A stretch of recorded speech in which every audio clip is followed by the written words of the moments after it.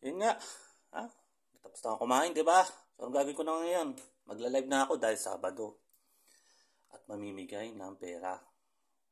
Ha? Ay, hindi mo pala kaya yun, no? So, paano kita kakaingitan? Paano kita kakaingitan? Bigyan mo ako ng rason para kaingitan kita. Na nakakain ko kung anong gusto kong kainin, pupulutanin ko kung anong gusto kong pupulutanin, iinumin ko halos araw-araw, halos ng wine, halos yan, at alam ng iba. So, paano kita kakigitanin? Paano ko mainggit sa'yo, Wendy? Buti pa ito, talaba, fresh na fresh. Kumpara sa puke mo, laspag na't mabaho pa. Ay, walang kumakain na siguro niyan. Pero dati, bata-bata ka. Baka hindi mo pa nga naranasan kain ng puke mo eh.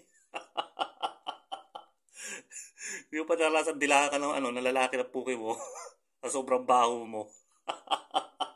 So, paano kita kakaigitan?